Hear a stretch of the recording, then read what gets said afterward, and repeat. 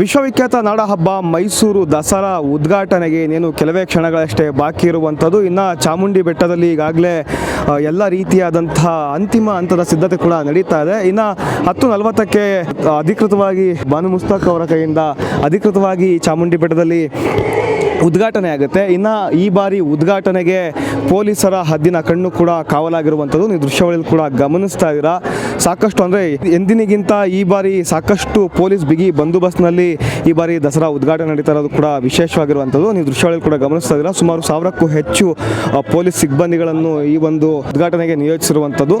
ಚಾಮುಂಡಿ ಬೆಟ್ಟದ ಬೇರೆ ಬೇರೆ ರೂಟ್ಗಳಿಂದ ಎಲ್ಲ ರೂಟ್ಗಳಲ್ಲೂ ಕೂಡ ತೀವ್ರ ತಪಾಸಣೆ ನಡೆಸಿ ಚಾಮುಂಡಿ ಬೆಟ್ಟಕ್ಕೆ ಬಿಡ್ತಾ ಇರುವಂಥದ್ದು. ದಸರಾ ಉದ್ಘಾಟನೆ ವೇಳೆ ಯಾವುದರ ಅಹಿತಕರ ಘಟನೆಗಳು ನಡೀಬಾರ್ದು ಅಂತೇಳಿ ಈ ಕ್ರಮಕ್ಕೆ ಮುಂದಾಗಿರುವಂಥದ್ದು.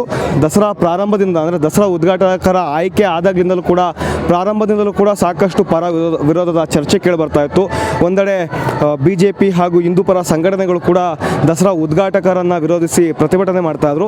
ಸೊ ಹೀಗಾಗಿ ಯಾವುದೇ ರೀತಿಯಾದಂತಹ ಅಹಿತಕರ ಘಟನೆ ನಡೀಬಾರ್ದು ಅಂತೇಳಿ ಸಾಕಷ್ಟು ಬಿಗಿ ಪೊಲೀಸ್ ಬಂದೋಬಸ್ತ್ನೊಂದಿಗೆ ಈ ಬಾರಿ ದಸರಾ ಉದ್ಘಾಟನೆ ಆಗ್ತಾ ಇದೆ. ನೀವು ದೃಶ್ಯಾವಳಿಯಲ್ಲಿ ಕೂಡ ಗಮನಿಸ್ತಾ ಇರ್ಬೋದು. ಕೇವಲ 1,000 ಜನಕ್ಕೆ ಅಷ್ಟೇ ಆಸನದ ವ್ಯವಸ್ಥೆ ಮಾಡಿದ್ದಾರೆ. ಹೊರಗಿನಿಂದ ಬರುವಂತಹ ಪ್ರವಾಸಿಗರಾಗಿರ್ಬೋದು, ಭಕ್ತರಾಗಿರ್ಬೋದು, ಯಾರಿಗೂ ಕೂಡ ದಸರಾ ಉದ್ಘಾಟನೆ ಆಗುವ ತನಕ ಕೂಡ ಯಾರಿಗೂ ಕೂಡ ಚಾಮುಂಡಿ ಬೆಟ್ಟದ ಮೇಲ್ಗಡೆ ಎಂಟ್ರಿ ಇಲ್ಲ. ಸೊ ಹೀಗಾಗಿ ಬರುವಂತಹ ಪ್ರತಿಯೊಬ್ಬರಿಗೂ ಕೂಡ ಕಡ್ಡಾಯವಾಗಿ ಪಾಸ್ ಹಾಗೂ ID ಕಾರ್ಡ್ ಏನು ಕೊಟ್ಟಿರ್ತಾರೆ ಇದನ್ನು ಚೆಕ್ ಮಾಡಿ ಬಿಡ್ತಾ ಇರುವಂಥದ್ದು. ಒಂದು ವೇಳೆ ಪಾಸ್ ಹಾಗೂ ID ಕಾರ್ಡ್ ಇಲ್ಲ ಅಂತಂದ ಸಂದರ್ಭದಲ್ಲಿ ಯಾವುದೇ ಕಾರಣಕ್ಕೂ ಮೇಲ್ ಬಿಡ್ತಾ ಇಲ್ಲ. ಒಟ್ಟಾರೆ ಈ ಬಾರಿ ದಸರಾ ಉದ್ಘಾಟನೆ ಪೊಲೀಸ್ ಬಿಗಿ ಬಂದೋಬಸ್ತ್ನಲ್ಲಿ ಕೂಡ ನಡೀತಾ ಇರುವಂಥದ್ದು. ಕ್ಯಾಮ್ರಾ ಪರ್ಸನ್ ಸತೀಶ್ ಜೊತೆ ಚಂದನ್ ಬಲರಾಮ್, ಇಂಡಿಯನ್ TV, ಮೈಸೂರು.